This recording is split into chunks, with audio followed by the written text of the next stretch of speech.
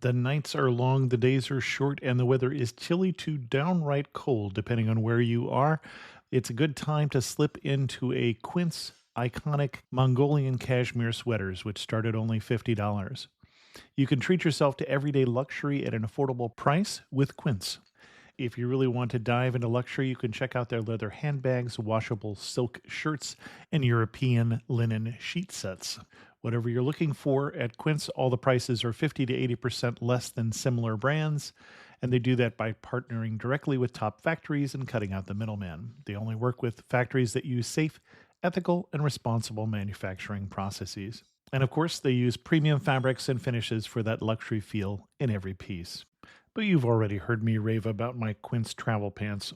Treat yourself this winter without the luxury price tag. Go to quince.com/traveler for 365-day returns plus free shipping on your order. That's QUINCE.com/traveler to get free shipping and 365-day returns. Quince.com/traveler. And thanks to Quince for sponsoring this episode of Amateur Traveler. This episode is brought to you by State Farm. From your morning podcast to your afternoon playlist, State Farm knows you personalize your entire day, and that's why State Farm helps you personalize your insurance with the State Farm Personal Price Plan. It offers coverage options that help protect what you care about most at an affordable price just for you. Like a good neighbor, State Farm is there. Prices vary by state. Options selected by customer. Availability and eligibility may vary. Amateur Traveler, episode 926. Today, Amateur Traveler talks about Iron Age and Bronze Age ruins, citadels, art galleries, and gin, and the Camino de Cavalls hiking trail as we go to the island of Menorca in Spain.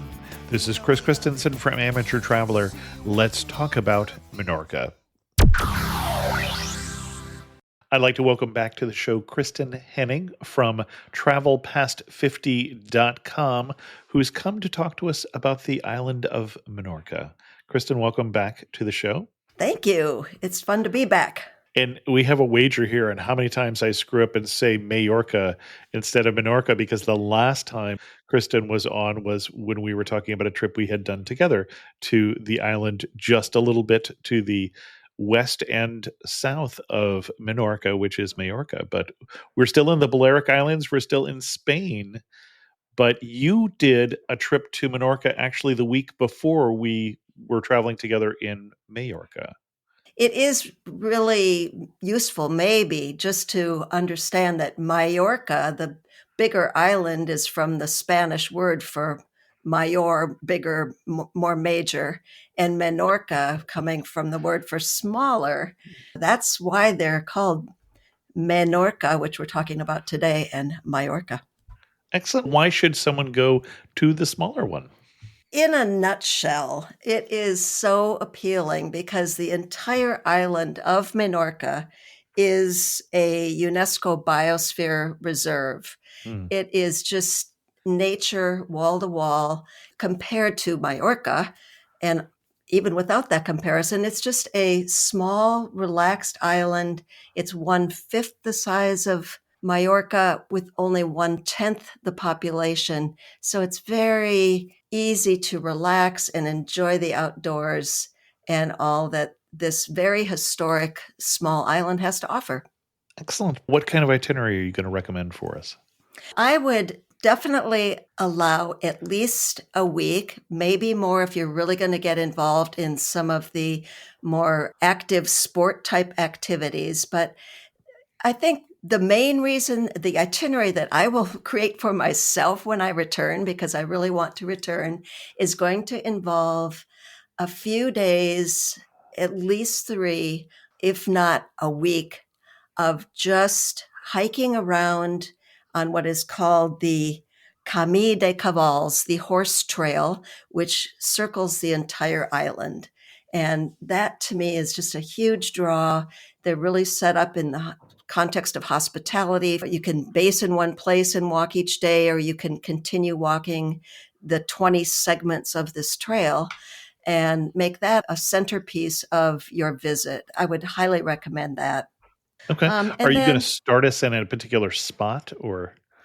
No, I'm not, because the island is so small. I could tell you a specific spot and you could change your mind 3 times between now and when you get there.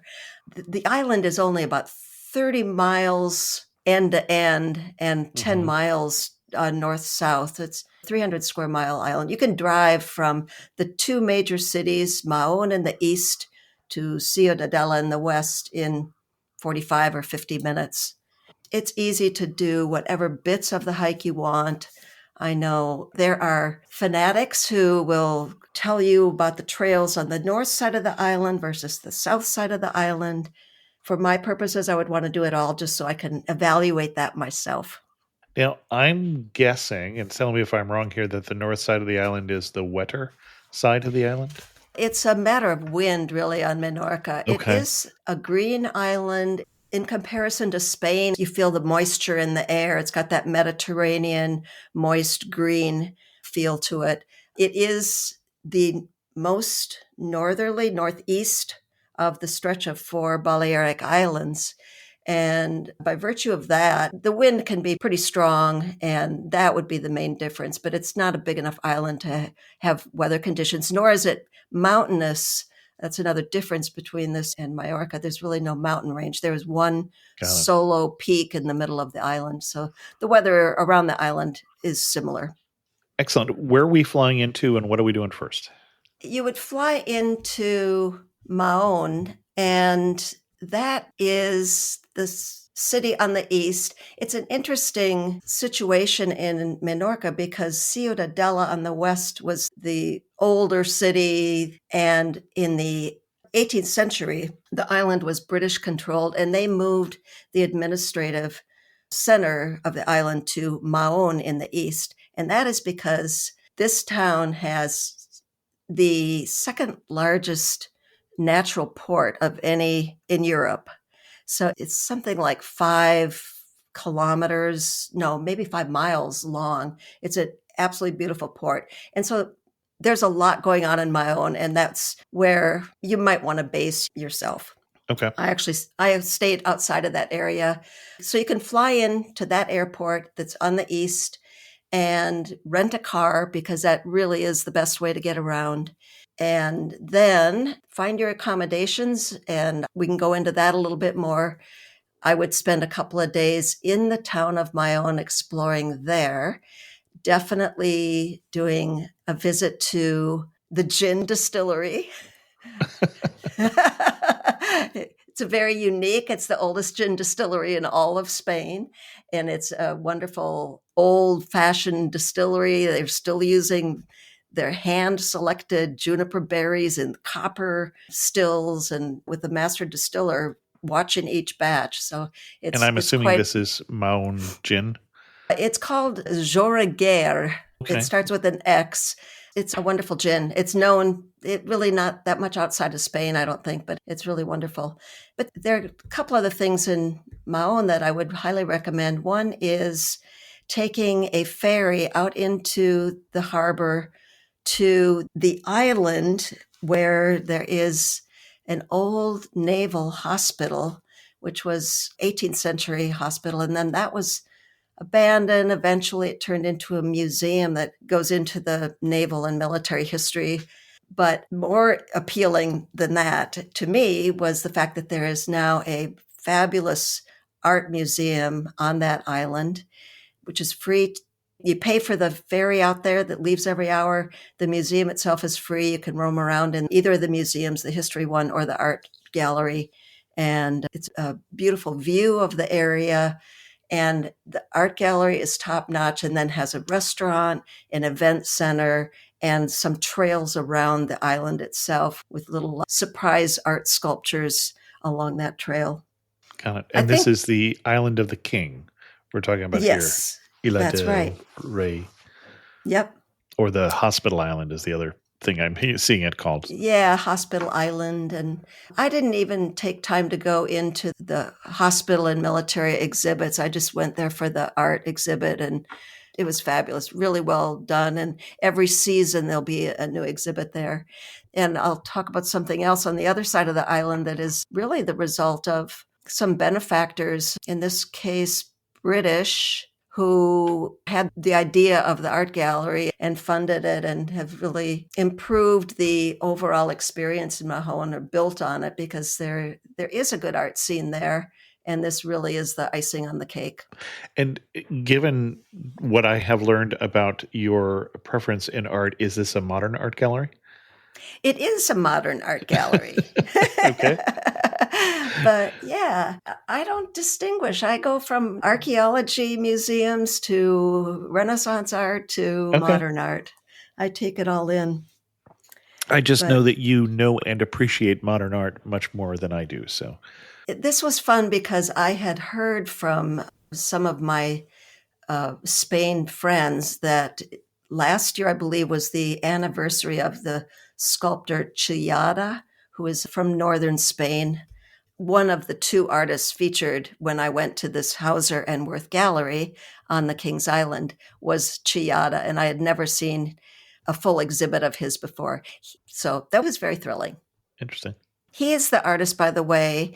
If you've been to the museum in Bilbao, there's this big bronze maze type of structure. Have you ever been? They're very, very large sculpture. That is a Chillada sculpture there. Okay. So I know what you're talking about. Yeah, but this exhibit had some of his drawings and prints as well as three-dimensional work. So enough about that, but it was really fabulous. And Hauser and Wirth, I wasn't familiar with, but they apparently have galleries in the States and in London, I think.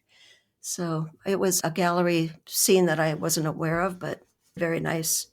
And the context is good too, because Mahone, it's an interesting city because the British were in control in Menorca for about 100 years. I think there was a 3 or 5 year stint in that 18th century where the French came in and had control. But Mahone in particular, because they moved the administrative center to Mahone, has some of that British influence in some of the architecture.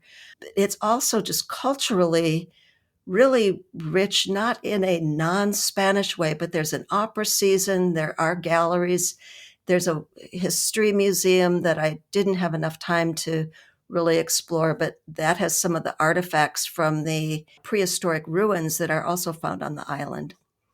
And that, by the way, is where we're going next on our itinerary. Okay. With your hired car, with your rental car, there will be at least a day or a couple half days to visit some of these prehistoric sites. These are called the Paleolithic sites. They're ruins from the Bronze Age to the Iron Age, like 1600 BC to 120 BC, something like that.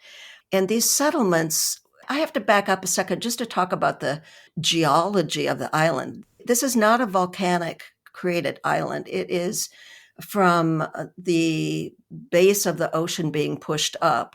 And it is, however, I thought at first glance it was volcanic because it is extremely rocky. It is just rock. And the Paleolithic settlements that I saw, and I went to 3 or 4 different sites, included these giant rock mounds, which were apparently for not like a tower, but maybe for sighting purposes, to have some distance views, but also maybe defensive for the settlement right around it. Okay. And then there were homes that are, I think, called taulas that have these massive T-shaped entrances, huge stones set on 2 vertical pillars, the kind of work that you just can't imagine how it was accomplished.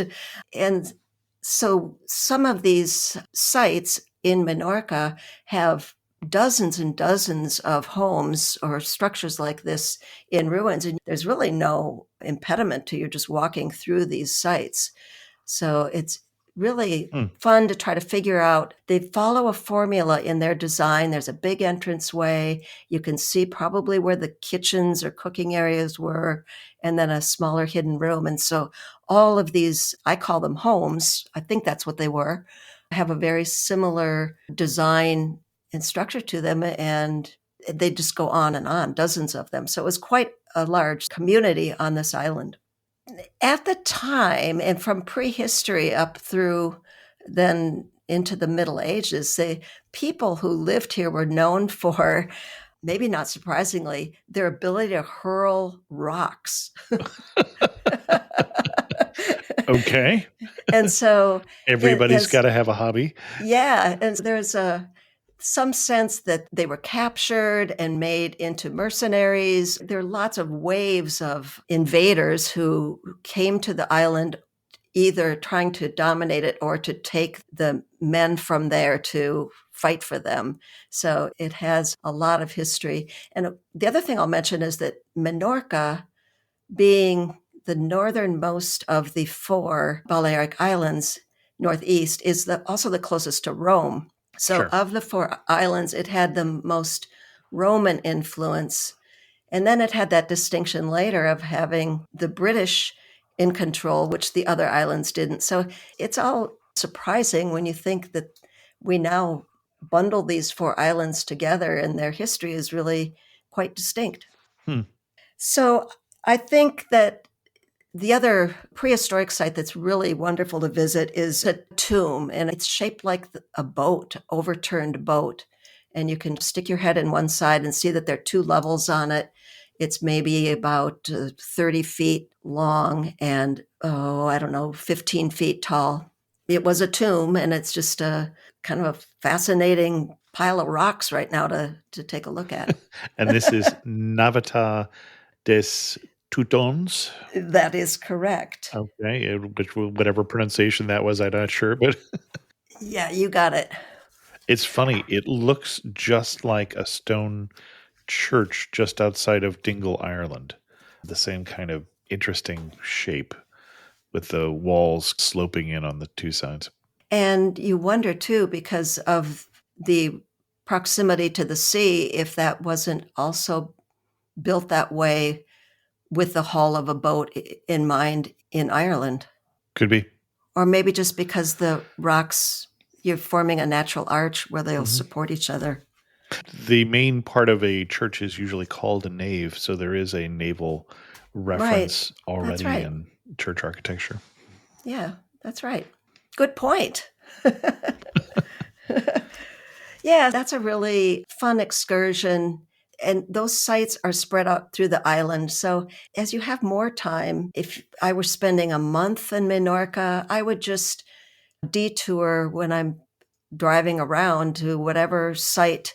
They're well signed, and you can get a map of all of the sites from the tourist office if you're really into checking them off your list. But I think in visiting 3 or 4, I got a pretty good sense of how extensive these communities were across the island. So that was fun. Another thing that people might like to do, this, I'm first going with the land-based things without speaking about the coast and the water, but there are caves in Menorca, and I think you have visited caves in Mallorca as well, but the one big cave is roughly translated as the Cave of Water. It is on the access from the city of Ciudadela on the west side. Tours are given only in a pre-scheduled guided tour, but it's not crowded at all. I think I was with maybe 6 people as we wandered into this massive cave with a lake inside. It's well lit. The guide was very knowledgeable. And I think the cave is 27,000 square feet in this case. And so you're able to see fossils. You're able to see, of course, the beautiful geology of the stalagmites and stalactites. And there are also some human remains that are now covered by water.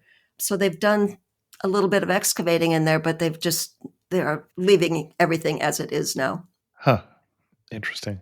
Just picturing a cave with only 6 people in it, that gives me some indication that I'm just going to run into fewer tourists in Menorca. Absolutely. It is so chill. And I got a sense, too, of the visitors there being Spanish, some French, but not the Northern European tourism that a lot the other islands Got it. specialize in, maybe. Mm. And it is so much more residential. Let's talk about the hotel stock a little bit. Of course, there are hotels in the big cities, but I stayed in a hotel that is on the east near Maun, but it's an agritourism hotel, and that's what's really working now in Menorca.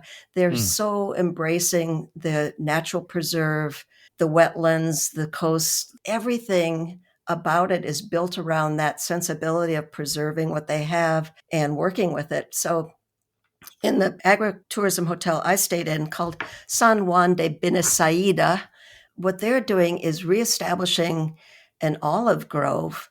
Now, the olive oil production has been around on the island forever, but it went by the wayside. They're really killing two birds with one stone and reestablishing the agriculture and allowing tourism in a quieter, on the ground kind of way, locally owned and very sweet and manageable. And they were using an old mansion or farmhouse as the basis of the hotel. They have added some rooms near the mill, the olive oil mill. Okay. And they manage the trails. So you can just walk out into the olive grove and you can access the Camí de Cavalls right from that property and start your hike right there. So there. Hey, I've just come up with an idea of where to start your hiking around the island. And so this is near the coast. It's actually looks like it's almost on the end of the west coast. Actually, this hotel that I stayed in is on the east. Sorry, I said west coast, but yeah, I'm looking at a map with it on the east. Yes. Yeah, and it's really the airport for Maun is on the southern east coast, and I think this hotel agritourism property sounds better than hotel in this case, is between the airport and Maun. There's a tiny little town, a fishing town next to Maun called Es Castel. And Es Castel is the mailing address for this property where I stayed. Got it. If you listen to Amateur Traveler, you probably know that I am a lifelong learner. If you have a lifelong learner in your family or in your friends and you're looking for a gift idea, you can't do better than Masterclass. With Masterclass, your loved ones can learn from the best to become their best. It's the only streaming platform where you can learn and grow with over 200 of the world's best. That's why Wirecutter calls it an invaluable gift. Give unlimited learning. Learn from any Masterclass instructor anywhere on a smartphone, computer, smart TV, or even in audio mode. You can learn to solve science problems with Bill Nye, learn from the past with Pulitzer Prize-winning historian Doris Kearns Goodwin, or navigate the media with the influential intellectual Noam Chomsky. And the classes really do make a difference. 88% of members feel that Masterclass has made a positive impact on their lives.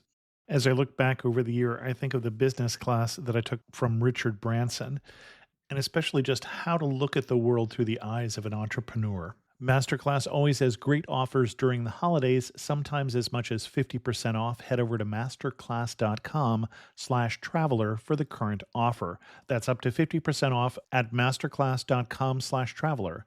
Masterclass.com/traveler. And thanks to Masterclass for sponsoring this episode of Amateur Traveler. Hey there, Ryan Reynolds here. It's a new year, and you know what that means. No, not the diet. Resolutions. A way for us all to try and do a little bit better than we did last year. And my resolution, unlike big wireless, is to not be a raging and raise the price of wireless on you every chance I get. Give it a try at mintmobile.com/switch. $45 upfront payment required, equivalent to $15 per month. New customers on first 3-month plan only. Taxes and fees extra. Speed slower above 40 gigabytes on unlimited. See mintmobile.com for details.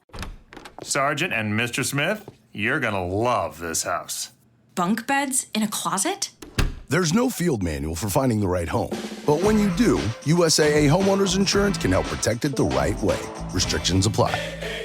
I should mention, too, the name is interesting, the Bini Saida. There are a lot of names in Menorca that start with the B as in boy, I-N-I, which is Arabic, an Arab-derived word for son of or belonging to the son of. Yeah. Mm-hmm.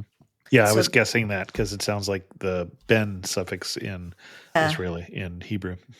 Yeah, it is in some ways very similar to Spain in that you can uncover these layers of cultural history with the Arabic, the Roman and Arabic. The Moorish architecture is evident in some cases, but more often than not, the churches are built on top of the old mosques. And so it goes in a lot of these areas where it's just one imprint is placed on top of the other and just keeps Sure. developing, which is one of the things I love about Spain.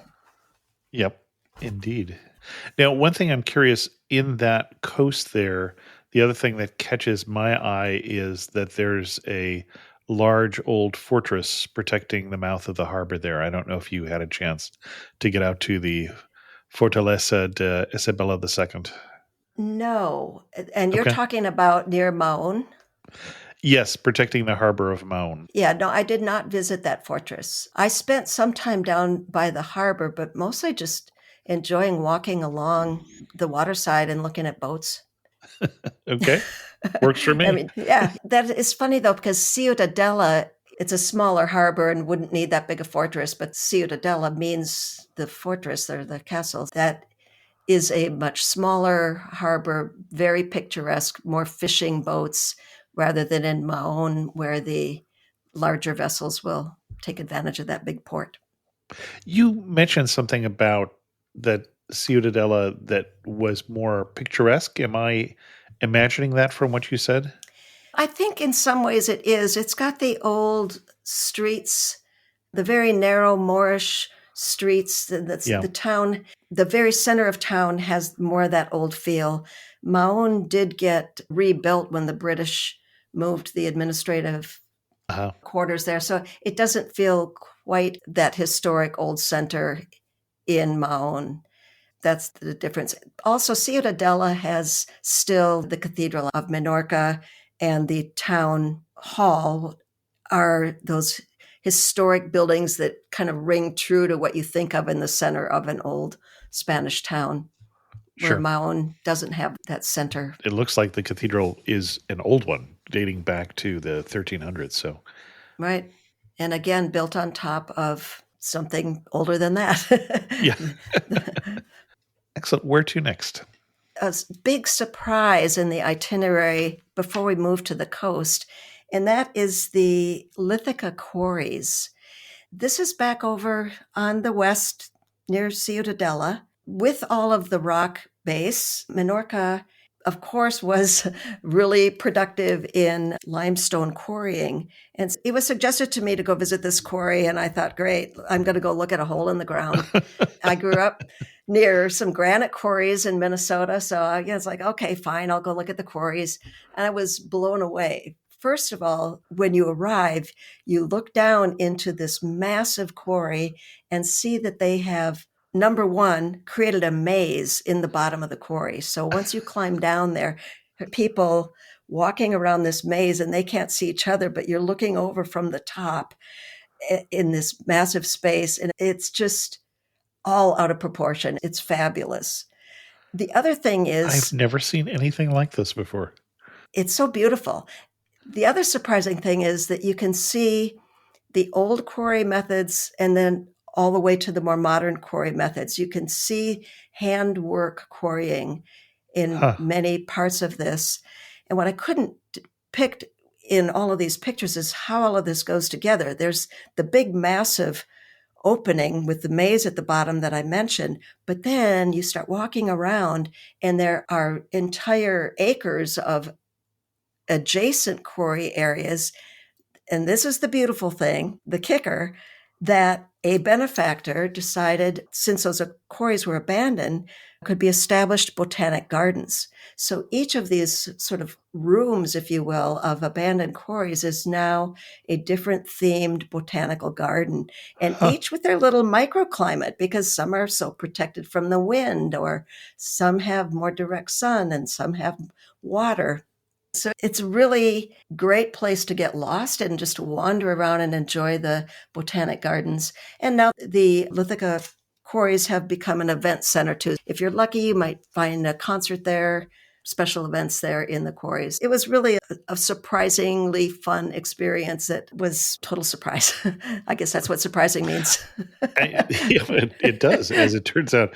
Yeah. That reminds me. So Butchart Gardens in Victoria, British Columbia is also in the former limestone quarry. So that isn't the only time that someone has done that, but I had never heard of it again. Oh, interesting. And I would have to do some research to come up with the name of the person who designed this, but maybe there's a connection there too. Who knows? Who knows? Either that or two people with the same good idea. So yes, could be. If we want to move on a little bit to some other attractions that might draw people to Menorca or make them extend their stay, because this is a lot in 1 week, but we don't want to forget the beaches. And the idea of a beach in Menorca is entirely different from Mallorca. We think in Menorca of coves. They're little rocky lined coves with the tiny sand area, pine trees coming out of the rocky area, maybe some kayaks setting off, families, couples, old and young, wading into these calm waters in the coves. It's just a wonderful experience without being in a massive beach environment and sun beating down. You can always just take a few steps over and find a pine tree to sit under. And it's very friendly, casual, and welcoming. Did you have a favorite? I didn't have a lot of time, so the one that I went to was my favorite. But I asked someone and they gave me a couple of suggestions, and I chose because the one that I went to, which is called something like Binis Fuller, Fuler it ends. This was on the south coast. It was going to be less windy, and it was closer to where I was coming from that day. So that's why I chose it. That sight unseen, but I think there are 100 little coves like this around the island. You can't really go wrong. This one was not in a remote area. It was in a kind of a neighborhood sort of area. I was able to walk a couple of doors up from the beach and find a restaurant that was very local. 3/4 of the restaurant was outside, very fresh food, salads and fish. And I just wandered in and had a wonderful meal before I walked out on the rocks and then found the cove and went for a swim. Excellent. I see the Telegraph calls it a secret seaside, so we're sharing a secret at this point. Yeah, I think we are. And it really is, because each of these little coves feels like a secret. You find one and you may want to go back to that one, but there are dozens and dozens that just feel like they each have their own protective veil. Again, it's a very quiet experience compared to the big beach resort kinds of thing. And even in the hotel properties, you don't see the hotels we're talking about are inland hotels and agricultural. There are the vacation properties mostly on the west coast around Ciudadela, but it's not a built up hotel environment on the beach experience that you would find on other island destinations. I think I'd like to just kind of shift gears and talk about some of the food and the things that are unique to Menorca that you can experience while you're there, because obviously you're going to stay in a nice place, a restful place, and you're going to eat well. Either I ate well in the hotel that I mentioned. There's another big luxury hotel that I should mention called Sonvale, and they're also known for their restaurant. But it's surprising to people. The aha moment is some of the foods that come from Menorca are mayonnaise from Mahon, which apparently they say was discovered when the French were there in the 18th century. This guy tasted the mayonnaise, the sauce from Mahon, and took it back to France, and then that's when it became mayonnaise. We're familiar with Mahon cheese. That is from... Are we familiar with Mahon cheese? Are you not? No. You'll find it probably at your local cheese shop right next to the Manchego cheese. Okay. Mahon is a bit softer. I don't know. Is it goat cheese or is it? I think it's Cow's milk. cow. I think it's cows. Yeah. It's got a kind of a darker brownish red rind, and it's a really nice mild cheese. Other than that, Menorca is also known for sobrasada, and this is not too different from Mallorca in that because of the humidity, they don't dry the hams like the jamon serrano as they do on the peninsula. They instead make this softer sausage called sobrasada, which is delicious. And they use a local honey, which even the Romans admired when they discovered the honey produced there. It's not a big production, but they're known for their honey, their olive oil. They do make wine, their own wine, the gin, as I mentioned earlier. So yeah, you can definitely eat well there. Lots of fresh vegetables and fruits that are really front and center in the menus on the island. And of course, seafood and fish. Right, My sure. very first meal was mussels at a fishing village in Es Castel. And they were just, I think, about the best I've ever eaten. Delicious. And then I think once you've eaten, you may want to go back to the cove, but just for those people who are desiring to be more active, you can kayak. There's a lot of cycling. In fact, in the winter months, there are cycling events. It's a big cycling destination, and that is part of the push, I think, on tourism now is to encourage those sports that can be enjoyed in the cooler months when the tourism is not so high. The tourist months here are the same as everywhere. The heavy tourism months are going to be July, August. But it also, in those summer months, doesn't get quite as hot as mainland Spain does. So it's very moderate Mediterranean temperature. You were asking me earlier about where do you fly to? And I think flying is definitely the easiest way to get there. It's only, by the way, a 40-minute flight, if that, from Palma de Mallorca to Menorca. It's just up and down. And Palma, of course, is a much bigger airport. Right. So that's an entry point. There are flights, of course, from Great Britain, from Spain, and so forth. If you already have a car, you're not going to rent one on the island, you can take the ferry from Valencia, from Barcelona, from Toulon, France, or from a couple of different places in Mallorca. So just take your car and ferry on over. Did we want to get to the coast now? You were going to talk about walking the coast. Yeah, so the coast walk is, again, it's called the Camí de Cavalls, the horse trail. And it started connecting defensive towers, even from the Middle Ages, but definitely by the time the British were there, then it was formally known as the Royal Trail. And that's when it was first written about, as these connecting trails going around the island. Not necessarily all the way, but that's how they kept their defensive towers in communication. And it wasn't until, I think, 1990 that they started connecting them for recreational purposes. And it's now one of the grand routes acknowledged as such by the European Union.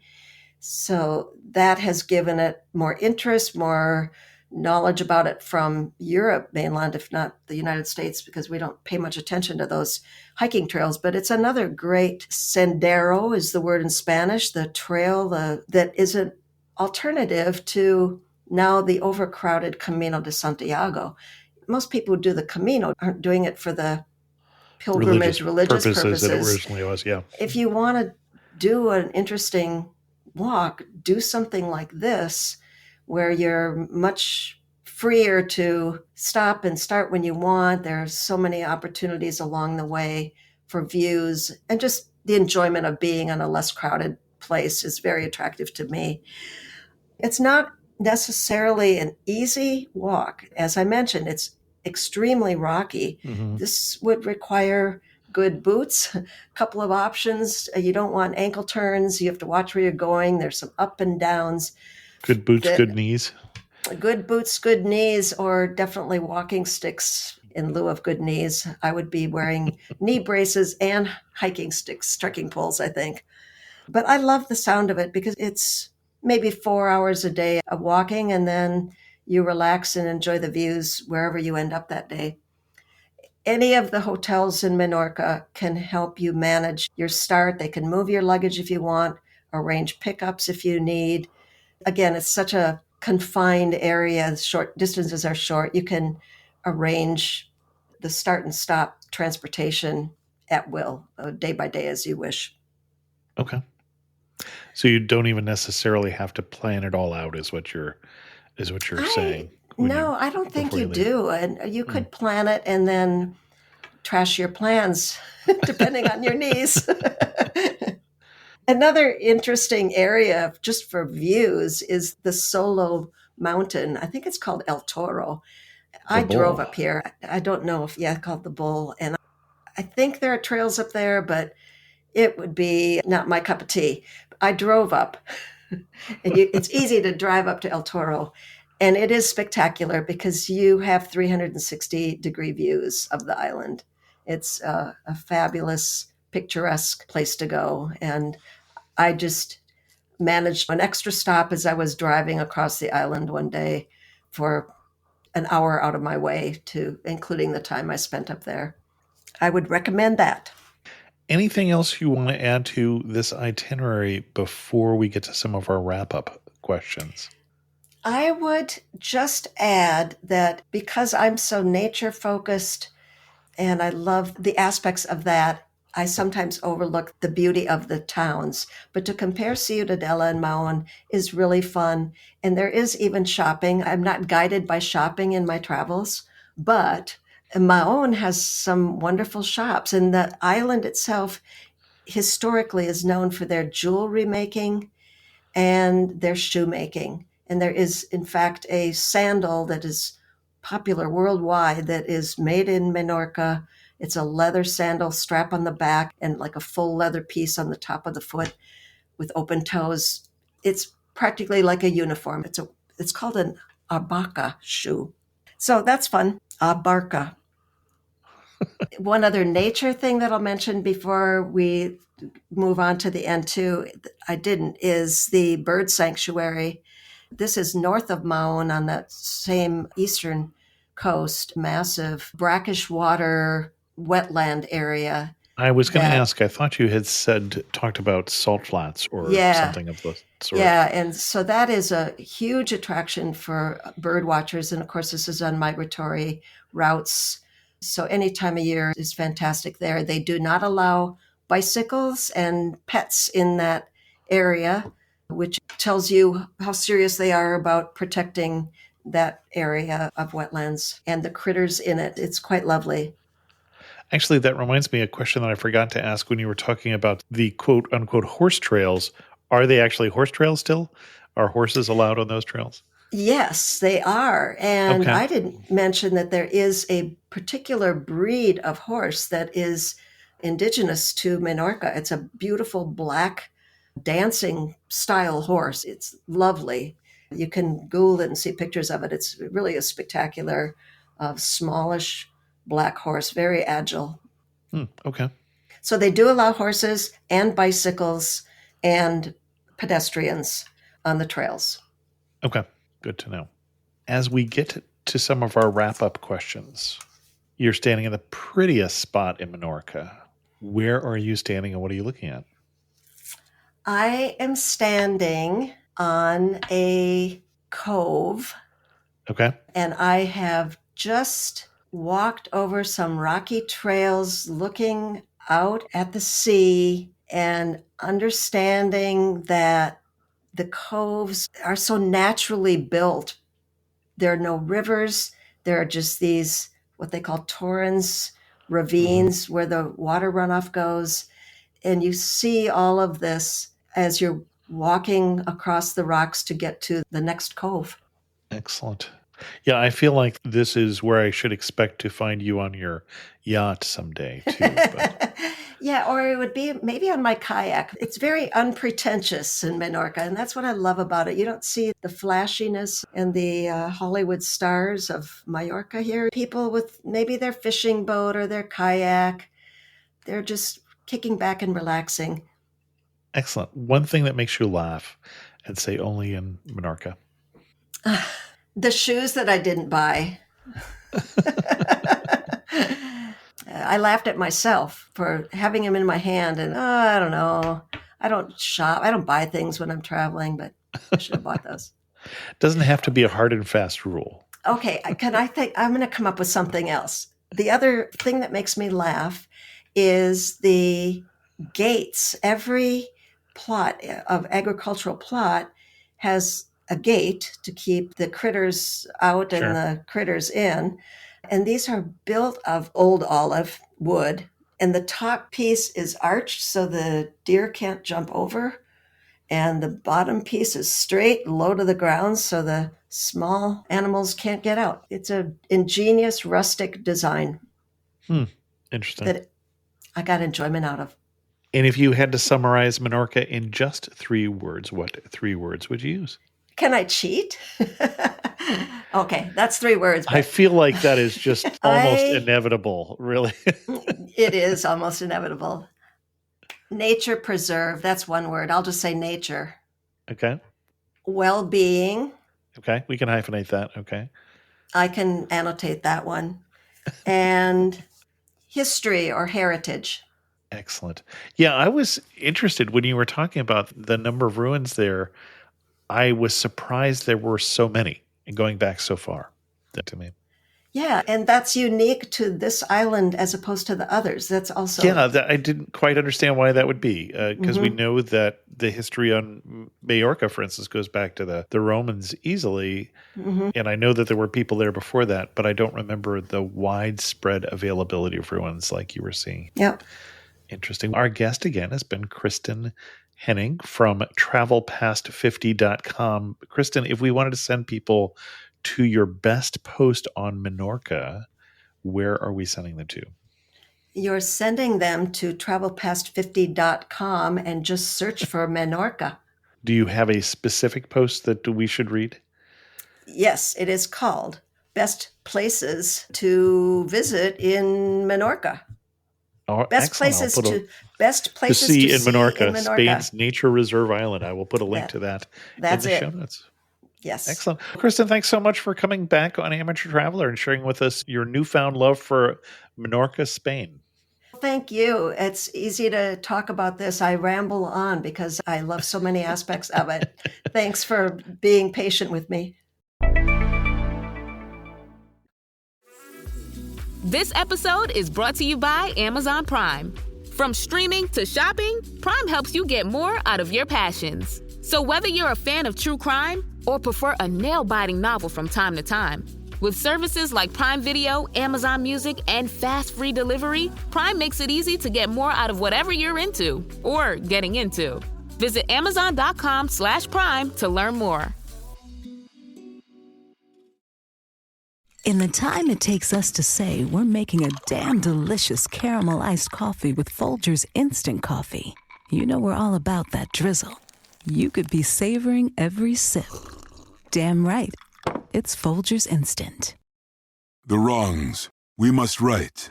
The fights we must win. The future we must secure together for our nation. This is what's in front of us. This determines what's next for all of us. We are Marines. We were made for this. Special thanks to the Tourist Office of Spain, who sponsored both Kristin's trip as well as this episode. And also thanks to the patrons of the show who help support Amateur Traveler financially. This is my day job now. And a special thanks to Peggy, who became the latest patron of the show. Thanks, Peggy. If you're interested in learning more about how you can become a patron of the show, go to patreon.com/amateurtraveler. I'm finishing up this show, recording it on Christmas Day, so Merry Christmas or Happy Holidays or whatever festival you may be celebrating. And with that, we'll end this episode of Amateur Traveler. If you have any questions, send an email to chris2x@gmail.com, or better yet, leave a comment on this episode at amateurtraveler.com. And as always, thanks so much for listening.